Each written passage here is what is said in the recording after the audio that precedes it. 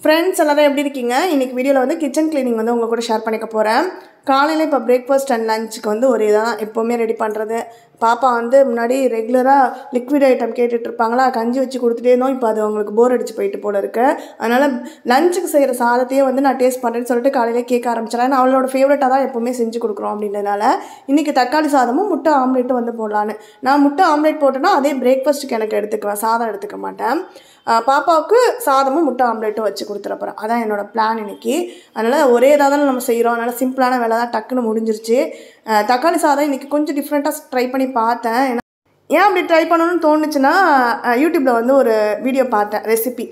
பூண்டு சாதம் வந்து செஞ்சுருந்தாங்க. பாப்பா வந்து நார்மலாகவே பூண்டெல்லாம் அவாய்ட் பண்ணுவா. சரி, அவளுக்கு செஞ்சு கொடுக்கலாம் அப்படின்னு யோசிச்சுட்டு அந்த ரெசிபியை வந்து பார்த்துட்டு இருந்தேன். அப்போ வந்து அவங்க செஞ்ச அந்த மெத்தட் எனக்கு ரொம்ப பிடிச்சிருந்தது. ஆனால் அந்த மாதிரி செஞ்சு கொடுத்தா பூண்டு வாசனை கண்டிப்பாக கொஞ்சமாவது வரும், பாப்பா வந்து கண்டிப்பாக அதை சாப்பிட மாட்டாங்க, அவாய்ட் பண்ணிடுவாங்கன்னு தோணுச்சு. சரி, தக்காளி சாதத்தில் அந்த பூண்டு சாதத்தையும் மிங்கிள் பண்ணி நம்ம செய்யலாம் அப்படின்னு சொல்லிட்டு தான் செஞ்சுருந்தேன். அதே மாதிரி அவங்க வந்து இந்த ஸ்பைசஸ்லாம் வறுத்து பவுட்ரு பண்ணி போட்டிருந்தாங்க. அப்புறம் வந்து கடலைப்பருப்பு, உளுத்தம்பருப்புலாம் வந்து தாளிக்கிறதுக்கு யூஸ் பண்ணியிருந்தாங்க. நான் வந்து அதெல்லாம் ஆட் பண்ண போகிறதில்ல, ஏன்னா அது மாதிரிலாம் கிடந்துச்சுனாவே சாப்பிட மாட்டான், அப்படியே அவாய்ட் பண்ணிடுவா. அதனால் நான் கொஞ்சம் சிம்பிளான மெத்தடில் ஈஸியாக ட்ரை பண்ணேன். சூடாக இருக்கிறப்ப கூட இன்னும் கொஞ்சம் டேஸ்ட்டு மாறிட்டு நல்லா இல்லையோ அப்படின்ற மாதிரி தோணுச்சு. ஆனால் ஆறுனதுக்கப்புறம் எடுத்து டேஸ்ட் பண்ணி பார்த்தப்ப தான் தெரிஞ்சது ரொம்ப சூப்பராக வந்திருந்தது. எப்படி இருக்கும் அப்படின்றது தெரியலை அப்படின்றதுனால நான் ஃபுல் ரெசிபி வந்து ஷூட் பண்ணலை. இன்னொரு நாளைக்கு நான் உங்களுக்கு தனியாக டீட்டெயிலாக ஷேர் பண்ணுறேன். இப்போ பேக்கிங்லாம் வந்து பண்ணிகிட்ருக்கேன். பாப்பாவுக்கு வந்து இப்போ ஆனுவல் டே வரப்போகுது அப்படின்றதுனால ஃபுல்லாக டான்ஸ் ப்ராக்டிஸ் தான் வந்து போயிட்டுருக்கு. கிளாஸஸ் நடக்கிறதில்ல.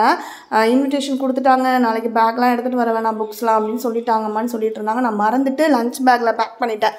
அப்புறம் தான் எதுக்கு லஞ்ச் பேக் தனியாக, பேக்கில் ஒரே ரஃப் நோட்டும் பாக்ஸ் மட்டும் தானே இருக்க போகுதுன்னு சொல்லிட்டு அதில் இருந்த திங்ஸ் எல்லாம் பேக்கில் பேக் பண்ணி, எப்போவுமே இதெல்லாம் சாட்டர்டே அன்னைக்கு கொஞ்சம் திங்ஸ் கம்மியாக எடுத்துகிட்டு போவாங்கள்ல, சாட்டர்டேனா ஆஃப் டே தான் இருக்கும், லஞ்ச் பேக் எடுத்துகிட்டு போக மாட்டாங்களா, அப்போ எடுத்துகிட்டு போகிற பேக்.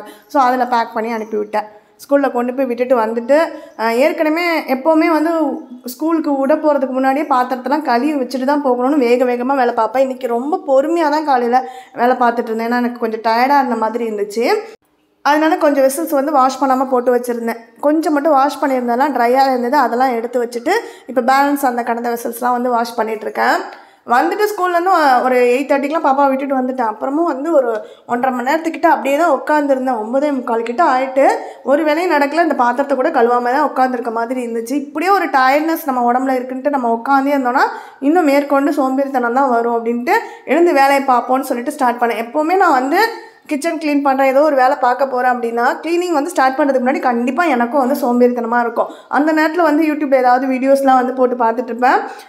தேவையில்லாமல் நிறைய வீடியோஸ் என்னென்னமோ வரும்ல, அதெல்லாம் பார்க்காம எனக்கு சோம்பேறித்தனமாக இருக்குது அப்படின்னா நான் வந்து போட்டே செக் பண்ணுவேன். கிச்சன் க்ளீனிங்கு, ஹவுஸ் டெக்கரேஷன், அதுக்கப்புறம் ஹவுஸ் க்ளீனிங் வீடியோ, இப்போ ஏதாவது ரெனோவேட் பண்ணுற மாதிரி வீடியோஸ்லாம் ஹவுஸில் வந்து பண்ணுற மாதிரிலாம் இருக்கும்ல, அதெல்லாம் எனக்கு ரொம்ப பிடிக்கும் பார்க்குறதுக்கு.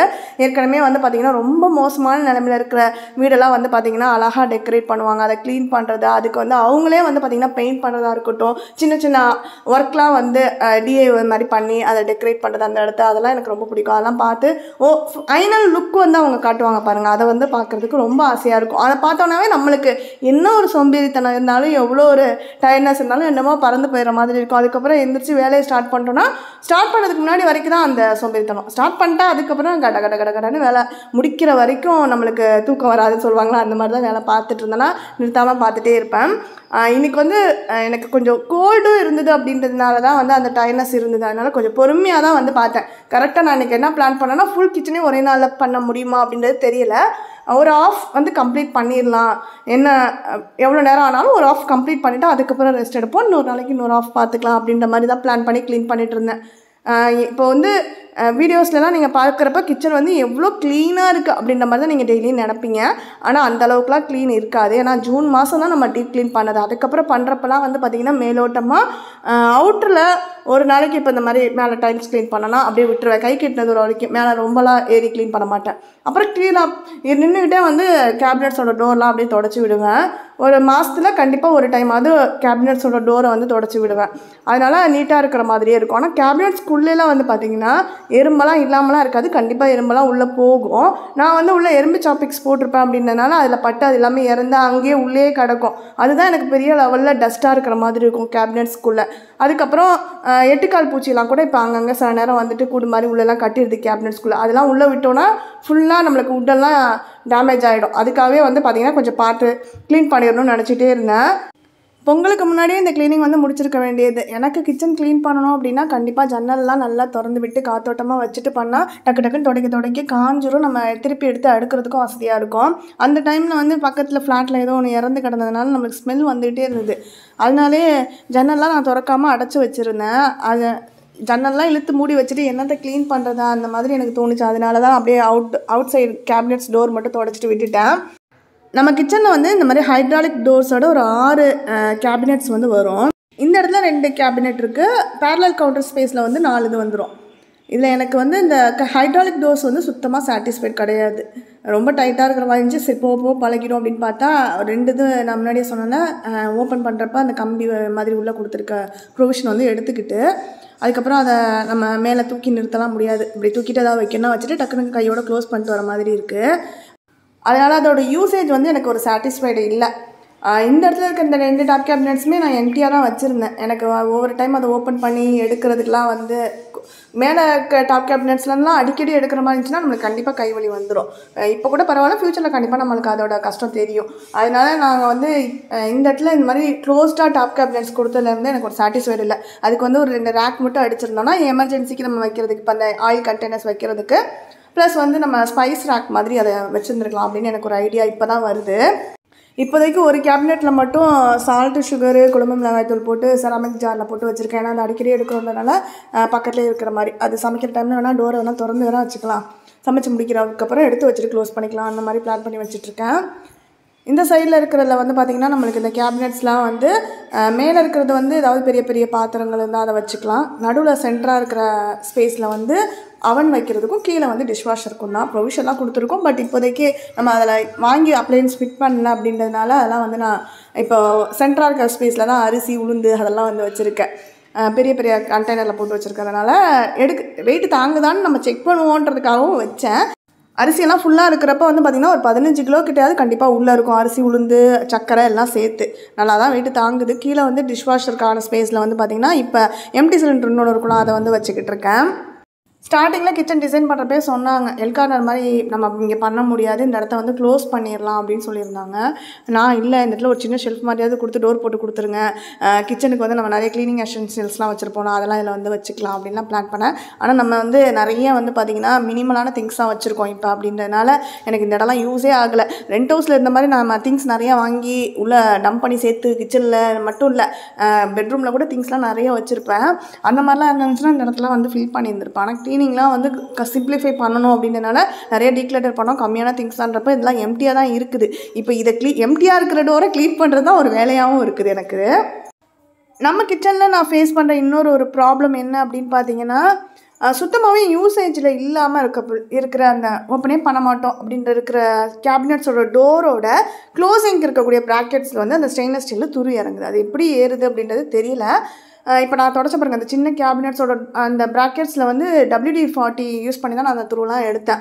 அதை யூஸ் பண்ணதுக்கப்புறம் தான் அந்த துரு கொஞ்சம் வந்தது, ஆனால் ஃபுல்லாக போகலை, ஓரளவுக்கு ரெகுலராக க்ளீன் பண்ணால் போயிடும் அப்படின்னு நினைக்கிறேன். நான் வந்து இந்த மாதிரி டீப் க்ளீன் பண்ணுறப்ப தான் அந்த யூஸ் பண்ணி க்ளீன் பண்ணுறேன். இதுவும் ஃபஸ்ட் டைம் இப்போ தான் க்ளீன் பண்ணேன். நான் துரு எவ்வளவோ எடுத்துக்கிட்டு வந்தது. இது வந்து மற்றதில் அடிக்கடி நம்ம திறந்து க்ளோஸ் பண்ணுறோம், ஈரப்பதம் இருந்தாலும் அது ட்ரை ஆகிடும் போல இருக்குது. யூசேஜே நம்ம க்ளோஸில் தானே இருக்குது அப்படின்னு நினைக்கிறப்ப தான் அதில் பார்த்தா துருவெல்லாம் ஏறுது. நம்ம அடிக்கடி அதை யூஸ் பண்ணிட்டு இருந்தாலும் பரவாயில்ல. அதே மாதிரி நம்ம காத்தோட்டத்துக்காக கொடுத்துருக்க வெண்டிலேஷனுக்காக கொடுத்துருக்க அந்த ஜாலிலையும் வந்து பார்த்திங்கன்னா ஸ்டெயின்லெஸ் ஸ்டீலில் வந்து துரு ஏறுது. அதையும் வந்து அடிக்கடி நம்ம வந்து தொடச்சி நீட்டாக வச்சுக்கிற மாதிரி மெயின்டைன் பண்ணுற மாதிரி இருக்குது. நம்ம அது பாட்டுக்கு தானே இருக்குது அப்படின்னு நினச்சி விட்டோன்னா டஸ்ட் அடையிறது கிடையாது, துரு தான் ஏறுது. அது WD-40 யூஸ் பண்ணுறப்ப கொஞ்சம் அந்த துரு போகுதுன்றதுனால அடிக்கடி ரெகுலராக நான் அதை ஸ்ப்ரே பண்ணி தொடச்சி விட்டு அதை நல்லா ட்ரை பண்ணி விடுறேன். அப்போ தான் அது கொஞ்சம் நல்லா மெயின்டைன் பண்ணுற மாதிரி இருக்குது. ஒரு சைடு தொடச்சிட்டே வரோம், இன்னொரு சைடு ட்ரை ஆகிட்டு வரும்ல. ட்ரை ஆகிற பக்கம் வந்து பார்த்திங்கன்னா எறும்பு சாப்பிக்ஸ் வந்து அடியிலலாம் போட்டு விட்டுட்டு எடுத்து திங்ஸை அடுக்கவும் வந்து செஞ்சுட்டே வரேன்.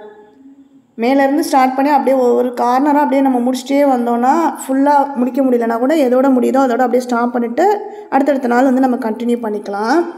அடுப்புக்கு பக்கத்தில் இருக்க அந்த டாப் கேபினட்ஸில் கீழே இருக்கிறதுல மட்டும் ஒரு மாதிரி ஒயிட் கலர் டாட்ஸ் மாதிரி என்ன பிசுக்கு லைட்டாக பட்டால் கூட நம்ம டெய்லி துடைக்கிறோன்றனால அது வந்து போயிடுது. ஆனால் அந்த பிசுக்கு துடைச்சதுக்கப்புறம் ஒரு மாதிரி ஒயிட் கலரில் டாட்டாக புளியாக அது வந்து ஒரு மாதிரி ஷைனிங் இல்லாத மாதிரி அசிங்கமாக இருக்கும். அது மட்டும் வீடியோலாம் பார்க்குறப்ப உங்களுக்கு தெரியாது, பார்க்குறப்ப நீட்டாக தெரியும்.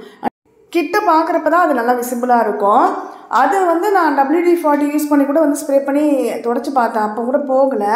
நான் வந்து இன்றைக்கி ரெட் ஹார்பிக் லைட்டாக டிஷ்யூவில் எடுத்துகிட்டு அதை வச்சு அப்ளை பண்ணி பார்த்தப்போ அந்த ஒயிட் டாட்ஸ் வந்து கிளியர் ஆனதை வந்து பார்த்தேன். ஆனால் நான் வந்து அதை யாருக்கும் வந்து கண்டிப்பாக சஜஸ்ட் பண்ண மாட்டேன். ஏன்னா கெமிக்கல்லாம் அக்ரிலிக் ஷீட்ஸ் மேலே வந்து கண்டிப்பாக யூஸ் பண்ணுறது வந்து சரியான முறையான க்ளீனிங்கான்னு தெரியல. நீங்கள் வந்து அக்ரிலிக் ஷீட்ஸ் யூஸ் பண்ணி மாடலர் கிச்சன்லாம் நீங்கள் உங்கள் வீட்டில் போட்டிருக்கீங்க அப்படின்னா, இந்த மாதிரி ஒயிட் டாட்ஸ் வந்து இருக்குது அப்படின்னா அதை போக்குறதுக்கு நீங்கள் என்ன க்ளீனிங் லிக்விட் யூஸ் பண்ணுறீங்க அப்படின்றத எனக்கு கமெண்ட் செக்ஷனில் சொல்லுங்கள். எப்படி க்ளீன் பண்ணலாம் அப்படின்றதுக்கு ஐடியா இருந்ததுன்னா அதை ஷேர் பண்ணுங்கள். நான் வந்து ஸ்டார்டிங்கில் என்ன பிளான் பண்ணியிருந்தேன்னா, நம்ம நிறைய வீடியோஸ்லாம் வந்து பார்த்து மாடலர் கிச்சனில் என்ன மாதிரி ஷீட்ஸ்லாம் யூஸ் பண்ணுவாங்க அதை பற்றி நாலேஜ்லாம் வந்து தெரிஞ்சுக்கிட்டப்ப அக்ரிலிக் ஷீட்ஸ் வந்து நான் போகலான்னு முடிவு பண்ணேன். அப்போ அதில் மேட் ஃபினிஷ் போகலான்னு தான் நான் யோசிச்சிருந்தேன். தஞ்சாவூரில் லக்கி மாடலர்ஸ் அவங்க தான் நம்மளுக்கு மாடலர் கிச்சன் பண்ணி கொடுத்தாங்க. அவங்கக்கிட்ட வந்து பார்த்திங்கன்னா அப்போதைக்கு மேட் ஃபினிஷ் வந்து அவங்க பண்ணுறதில்ல, கிளாசிக் ஃபினிஷ் மட்டும் தான் அக்ரிலிக் ஷீட்ஸில் பண்ணுறோம். மைக்கா ஷீட்ஸில் வந்து அக்ரிலிக் கிளாசிக்கும் இருக்குது, மேட் ஃபினிஷும் இருக்குது அப்படின்னு சொல்லியிருந்தாங்க. நம்ம டிவி யூனிட்டுக்கு மட்டும் மேட் ஃபினிஷில் மைக்கா ஷீட்ஸ் யூஸ் பண்ணிட்டோம். கிச்சனுக்கு கண்டிப்பாக வந்து அக்ரிலிக் ஷீட்ஸ் தான் வந்து போடணும்னு நான் முடிவு பண்ணிட்டேன். அப்படின்றனால சரி கிளாசிக் ஃபினிஷாக இருந்தாலும் பரவாயில்ல அதிலே போயிடலான்ட்டு நான் அதையே வந்து போட சொல்லிட்டேன். நம்ம நிறைய வந்து வீடியோஸ்லாம் வந்து பார்த்தப்ப கிளாசிக் ஃபினிஷில் வந்து போட்டோன்னா கையெச்சலாம் வந்து அப்படி தெரியும், அதனால மேட் ஃபினிஷ் போகிறது நல்லது அப்படிலாம் சொல்லியிருந்தாங்க. ஆனால் அது எப்படி இருக்குமோ அப்படின்ற ஒரு டவுட்லேயே தான் நம்ம போட்டிருந்தோமா. ஆனால் இப்போ எனக்கு 1.5 வருஷம் நம்ம இங்கே இருக்கோம், யூஸ் பண்ணிகிட்ருக்கோம் அப்படின்றப்ப எனக்கு க்ளீனிங்க்கு வந்து இப்போ கையெச்சலாம் தெரியுதுனா கூட ஒரு மைக்ரோ ஃபைபர் கிளாத் வச்சு தொடச்சோன்னா அப்படியே சூப்பராக நீட்டாக போயிடுது. டிவி யூனிட்டில் வந்து மைக்கா ஷீட்ஸில் மேட் ஃபினிஷ் போட்டோம், அதில் வந்து கையெச்சலாம் தெரியுறதில்ல, இப்போ லைட்லாம் ரிஃப்ளெக்ட் ஆகாது அதில். ஆனால் நம்ம வந்து கலர் வந்து க்ரே கலர் வேறு சூஸ் பண்ணியிருக்கோம் அப்படின்றதுனாலே என்னன்னு தெரியல, எனக்கு அதுக்குள்ளேயே என்னமோ அது பழசாயிட்ட மாதிரி ஒரு ஃபீல் மனசுக்குள்ளே அடிக்கடி வரும். நம்ம அதுவே இப்போ கிச்சன் வந்து கொஞ்சம் லைட்டாக டஸ்ட் ஆகி அழுக்காக இருக்குது அப்படின்னா, பழசு மாதிரி இருக்குது அப்படின்னா கூட டக்குனு ஒரு மைக்ரோ ஃபைபர் கிளாத் வச்சு எல்லா டோரையும் ஒரு வாட்டி தொடச்சி விட்டோன்னா அப்படியே புதுசு மாதிரி பளிச்சுன்னு மின்னிடுது. ஆனால் டிவி யூனிட் வந்து நம்ம என்ன தான் தொடச்சாலும் அது ஒரு டல்னஸ் இருக்கிற மாதிரியே ஒரு ஃபீல் இருக்குது. மாடுலர் கிச்சனில் இருக்கக்கூடிய இன்னொரு ஒரு பெரிய அட்வான்டேஜ் அப்படின்னு பார்த்தா, எனக்கு வந்து பர்சனலாக ஒரு பெரிய ரிலீஃப். பாத்திரங்களை வந்து க்ளீன் பண்ணுறது எனக்கு சுத்தமாக பிடிக்காது. எப்போ பார்த்தாலும் பாத்திரம் கழுவிட்டே இருக்கிறது. டீப் க்ளீன்லாம் பண்ணுற நேரத்தில் வந்து பார்த்திங்கன்னா, இதுக்கு முன்னாடிலாம் நம்மளோட சேனல்லேயே நான் வ்ளாக்லாம் போட்டிருப்பேன். டீப் க்ளீன் பண்ணுறப்ப நான் மாடலர் கிச்சனில் ஓப்பன் ஷெல்ஃபாக பாத்திரத்துலலாம் டஸ்ட்டு படிஞ்சிடும். ஸோ எல்லாத்தையும் அள்ளி போட்டு நான் டீப் க்ளீன் பண்ணுறப்ப மொத்தமாக பாத்திரத்தையும் கூட கழுவி கவுத்து அதை காய வச்சு அதுக்கப்புறம் எடுத்து அடுக்கிட்டு இருப்பேன். இப்போ அதுலேருந்து ஒரு பெரிய ரிலீஃப் கிடச்சிருக்கு. பாத்திரம் கழுவுறது வந்து ரொம்ப கம்மியாக இருக்குது. அன்னன்னைக்கு நம்ம என்ன சமையலுக்கு யூஸ் பண்ணுறோமோ அதை மட்டும் வாஷ் பண்ணி வச்சிடறோம். டீப் க்ளீன் அப்போ உள்ளே இருக்க பாத்திரம் எல்லாமே ஓரளவுக்கு டஸ்ட் இல்லாமல் தான் இருக்கும். அப்படியே எடுத்து வச்சுட்டு கேபினட்ஸ்குள்ளே தான் கார்னர்ஸ்லாம் அப்படி டஸ்ட் இருக்கும், அதை மட்டும் அப்படியே தட்டி விட்டுட்டு திருப்பி எடுத்து அந்த பாத்திரத்தை வச்சிடலாம். அது ஒரு பெரிய அட்வான்டேஜ். இந்த வீட்டுக்கு வந்தப்போ நம்ம எல்லா பாத்திரங்களையும் கழுவி எடுத்து காய வச்சு வச்சதுதான். அதுக்கப்புறம் எப்பப்போ எது தேவையோ அப்போதைக்கு எடுத்து கழுவணும்னா கழுவிட்டு யூஸ் பண்ணுறேன். மற்றபடி டெய்லி யூஸ்க்கு எடுக்கிற வெசல்ஸ்லாம் அன்றைக்கி நம்ம வாஷ் பண்ணுறோம், அப்படியே ட்ரை ஆனதுக்கப்புறம் எடுத்து வச்சிடறோம். ட்ரை பண்ணிவிட்டு எடுத்து வைக்கணும், அதுதான் இதில் இருக்க இன்னொரு ஒரு டிஸ்அட்வான்டேஜ். நீங்கள் கேட்டிங்கன்னா பாத்திரத்தை கண்டிப்பாக ட்ரையாக ஆனதுக்கப்புறம் எடுத்து வைக்கணும். நாங்கள் அதனால தான் வந்து பார்த்திங்கன்னா ஃபுல்லாக வந்து உடன் ட்ராயர்ஸாக கொடுக்கல, ஃபைபர் முடிஞ்ச அளவுக்கு வந்து ஃபைபரில் இருக்கிற ட்ராயர்ஸாக யூஸ் பண்ணியிருக்கோம். டேண்டம் பாக்ஸ்க்கெலாம் பேஸில் வந்து உட்டு தான் வருது அப்படின்றதுனால எல்லா ட்ராயர்ஸ்க்குமே வந்து மேக்ஸிமம் லைனர் யூஸ் பண்ணலான்னு சொல்லிட்டு எல்லாத்துக்கும் லைனர்ஸ் வந்து போட்டுட்டேன். ஒன்று மட்டும் வந்து பார்த்திங்கன்னா ஸ்டெயின்லெஸ் ஸ்டீலில் இருக்கிற மாதிரி ட்ராயர் வரும். ஏன்னா அது வந்து பார்த்திங்கன்னா நம்ம வெஜிடபிள்ஸ் போகிறதுக்காக தான் பிளான் பண்ணி வச்சுருந்தோம். ஆனால் வெஜிடபிள்ஸ் வந்து எனக்கு உள்ளே போட்டுட்டு டெய்லி எடுத்து யூஸ் பண்ணுற எப்படி இருந்தாலும் அந்த வெஜிடபிள்ஸ் அடைச்சி வைக்கிறதுல வந்து ஒரு சாட்டிஸ்ஃபைடாக இருக்கிற மாதிரி இல்லை. அதனால சரி வேண்டாம், அதனால் அதை வந்து எடுத்துகிட்டு அந்த இடத்துல தான் வந்து பார்த்திங்கன்னா இதுக்கு முன்னாடி நான் வந்து இப்போ கடைக்கெலாம் போனால் எடுத்துகிட்டு போகிறதுக்குலாம் யூஸ் பண்ணுறேன். அந்த பை, கிச்சன் டவல் அதெல்லாம் ஆர்கனைஸ் பண்ணிட்டு இருந்தேன். இப்போ மேலே வந்து பார்த்திங்கன்னா நம்ம வந்து கரண்டி, சின்ன சின்ன ஸ்பூன் அதெல்லாம் போடுறதுக்கு வந்து வச்சுருக்கோம்ல கட்லரி ட்ரே, அது வந்து பத்தாது. பெரிய பெரிய கரண்டி மாதிரி இருக்கிறதா இருக்கட்டும், மற்ற அக்சசரிஸ்க்கு இடம் இருக்காதுல்ல, அதெல்லாம் வந்து இப்போ அந்த டிவைடர் இருக்க மாதிரி ஸ்டெயின்லெஸ் ஸ்டீல் ட்ராயரில் அடுக்கியிருக்கேன். கேபினட்ஸ்லாம் வந்து ரெடி பண்ணிகிட்ருக்கப்போ நாங்கள் கவனிக்காமல் விட்ட இன்னொரு விஷயம் என்ன அப்படின்னு பார்த்தீங்கன்னா, இந்த கார்னர் ஸ்பேஸை யூட்டிலைஸ் பண்ணுறதுக்காக அக்சசரிஸ் கொடுத்தப்ப அதில் வந்து பார்த்திங்கன்னா சைஸ்லாம் கொஞ்சம் இஷ்யூ ஆனிச்சு. அதை கட் பண்ணி மாற்றி மாற்றி போட்டு நிறைய சொதப்படிலாம் பண்ணி அதுக்கப்புறம் ஓரளவுக்கு நீட்டாக இருக்கிற மாதிரி பண்ணி ஃபினிஷ் பண்ணி கொடுத்துட்டு கிளம்பிட்டாங்க. இல்லை இந்த கார்னர் ஸ்பேஸில் உள்ளே வந்து பார்த்திங்கன்னா கடைசி எண்டில் வந்து இந்த கேபினட்டும் அதுவும் கனெக்ட் ஆகிற இடத்துல ஒரு சின்ன ஸ்பேஸ் மாதிரி இருக்குது, ஒரு இன்ச். அந்த கேப் வழியாக எதுவும் கரப்பாம்பூச்சி உள்ளே போய் உட்டெல்லாம் வந்து எதுவும் ஸ்பாயில் பண்ணிடுமோன்னு தான் எனக்கு அது ஒரு பயம் இருந்துகிட்டே இருக்கும். அதனால் அதனால் அப்பப்போ இதுலேயுமே வெளியில் எடுத்து விட்டுட்டு நல்லா வந்து தொடச்சிட்டு நல்லா எறும்பு சாஃபிக்ஸை எல்லா கார்னர்லேயும் முடிஞ்ச அளவுக்கு கைக்கு எட்டினது வரைக்கும் உள்ளே ஃபுல்லாக கிறுக்கி விட்டுறேன். அது மாதிரி இருந்தால் கூட உள்ளே போணுச்சுன்னா அது இறந்துடும் அப்படின்ற மாதிரி ஒரு நம்பிக்கையில். ஸ்டவ்வோட ரைட் சைடில் மேலேருந்து டைல்ஸில் ஸ்டார்ட் பண்ணோம். அப்படியே ஒவ்வொரு கேபினட்ஸாக க்ளீன் பண்ணிட்டே வந்து இப்போ ஒரு சைட் கவுண்டர் ஸ்பேஸ் ஃபுல்லாக வந்து கீழே பாட்டம் கேபினட்ஸ்லாம் க்ளீன் பண்ணியாச்சு. நம்ம கிச்சன் வந்து பேரலல் கிச்சன், 2 சைட்லேயுமே கவுண்டர் ஸ்பேஸ் வரும். நம்ம வந்து கிச்சனோட என்ட்ரன்ஸில் உள்ள நுழைஞ்சோன்னா லெஃப்ட் சைடு ஃபுல்லாக இருக்கக்கூடிய கவுண்டர் ஸ்பேஸ், அதுக்கு கீழே இருக்கக்கூடிய பாட்டம் கேபினட்ஸ், அதுதான் இன்றைக்கி க்ளீன் பண்ணி முடிச்சிருக்கோம். இன்றைக்கி க்ளீனிங்க்கு நான் வந்து என்னென்ன திங்ஸ்லாம் யூஸ் பண்ணியிருந்தேன் அப்படின்னு பார்த்தீங்கன்னா, ஒரு மைக்ரோ ஃபைபர் கிளாத் வச்சுருந்தேன். அது கூட வந்து பார்த்தீங்கன்னா வைப்ஸ், சர்ஃபேஸ் வைப்ஸ் வந்து 360 பீஸ் வந்து 385 rupees நான் அமேசானில் வாங்கினது, அதுதான் யூஸ் பண்ணியிருந்தேன். அதில் ஒரு 18 பீஸ் வந்து இன்றைக்கி வைப்ஸ் யூஸ் பண்ணியிருந்தேன். ஸ்டெயின்லெஸ் ஸ்டீலில் இருக்கக்கூடிய துரு, அப்புறம் ஒரு சில இடங்களில் எண்ணெய் பிசுக்கு, அப்புறம் அந்த நம்ம ஸ்டிக்கர்ஸ் மாதிரிலாம் ஒட்டியிருந்தோம் அந்த லைனருக்கு கீழே, அதெல்லாம் வந்து எடுத்தப்போ அந்த இடத்துல அந்த பிசுக்கு மாதிரி இருந்தது. அதெல்லாம் போக்குறதுக்கு WD-40 லிக்விட் வந்து ஸ்ப்ரே பண்ணி எடுத்து விட்டேன். கொஞ்சம் வெசல்ஸ் இருந்தது. அப்புறம் ஸ்டவ்வோட ஸ்டாண்ட்லாம் வந்து எடுத்து வாஷ் பண்ணேன். அதுக்கப்புறம் ஒரே ஒரு ஆயில் பாட்டில் மட்டும் வாஷ் பண்ண வேண்டியது இருக்குது. அதுக்கு வந்து பார்த்திங்கன்னா சுடுதண்ணி வந்து வச்சுட்டு விம் லிக்விட் ஊற்றி ஒரு 5 minutes ஊற விட்டுட்டு அதுக்கப்புறம் அதை வாஷ் பண்ணிட போகிறேன். அதே மாதிரி இந்த கேபினட்ஸ்க்கு மேலே டாப்பில் போட்டிருந்த லைனர்ஸ் வந்து இடையில நம்ம மேலேருந்து க்ளீன் பண்ணப்போ எடுத்தோம்னா அதெல்லாம் வாஷிங் மிஷினில் வாஷ் பண்ண போட்டிருந்தேன். அதுவும் வந்து வாஷ் பண்ணிவிட்டு அதை எடுத்து ஃபேன் காட்டில் இப்போ போட்டிருக்கேன். அதுக்குள்ளே அது கொஞ்சம் நேரம் ட்ரை ஆகிறதுக்குள்ளே இந்த என்ட்ரன்ஸில் இருக்கக்கூடிய இந்த இடத்துலையும் நம்ம அக்ரிலிக் ஷீட் தான் வந்து ஒட்டியிருக்கோம். இங்கே தான் வந்து நிறைய கையச்சு தெரியும். அது நேரில் தூரத்துலேருந்துலாம் பார்த்தா சுத்தமாக தெரியாது, வீடியோலலாம் சுத்தமாக தெரியாது. ஆனால் அந்த இடத்துல நம்ம சேர் போட்டு பக்கத்தில் உட்காந்துருப்போம்ல ஹாலில், அப்போ வந்து பார்த்திங்கன்னா அந்த கையச்சுலாம் நல்லா விசிபிளாக இருக்கும். அது கொஞ்சம் அதனாலே வந்து ரொம்ப அழுக்காக இருக்கிற மாதிரி ஒரு ஃபீல் இருக்குது. அதனால் அதையும் நல்லா வந்து மைக்ரோ ஃபைபர் கிளாத் வச்சு துடைச்சி விட்டுறேன்.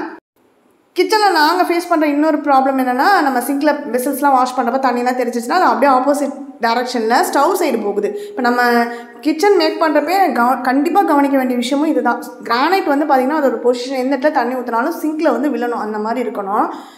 அவங்கள்ட்ட கேட்டப்போ நாங்கள் நெக்ஸ்ட் டேவே பார்த்துட்டு கேட்டோம். அவங்க என்ன சொன்னாங்கன்னா, கீழே கவுண்ட்ரு வந்து கேபினட்ஸ் மேக் பண்ணுறப்ப அவங்க கொடுத்துருக்க ஸ்லோப் படி தான் நாங்கள் போட முடியும்ட்டாங்க. யாரோட தப்புனே தெரியல, 2 பேரும் ஆளுக்கு அவங்க தரப்பை வந்து சொல்லிவிட்டு அப்படியே எஸ்கேப் ஆகிட்டாங்க. நாங்களும் சரி போட்டும் பரவாயில்ல மேனேஜ் பண்ணிக்கோன்னு சொல்லிட்டு அப்பப்போ தண்ணியெலாம் தள்ளி விட்டு மைக்ரோ ஃபைபர் கிளாத் வச்சு தொடச்சி விட்டுருவேன். விண்டோவில் ஒரு கார்னரில் வந்து செராமிக் மக்கில் வந்து தண்ணி ஊற்றி அதில் மணி பிளான்ட் வந்து போட்டு வைக்கிறேன். பிரேக்ஃபாஸ்ட் கவுண்டரில் தான் இதுக்கு முன்னாடி வந்து வச்சுருந்தோம் நம்ம மணி பிளான்ட்டு. அது சரியாக வளரவே இல்லை. அதுக்கப்புறம் நான் அதை எடுத்துட்டேன். ஏன்னு பார்த்தீங்கன்னா வரண்டாவில் வந்து நம்ம ஜன்னலில் ஒரு கார்னரில் 2 டம்ளர் வச்சு கிறிஸ்மஸ் அப்போ மணி பிளான்ட் போட்டோம். அது நல்லா வளருது.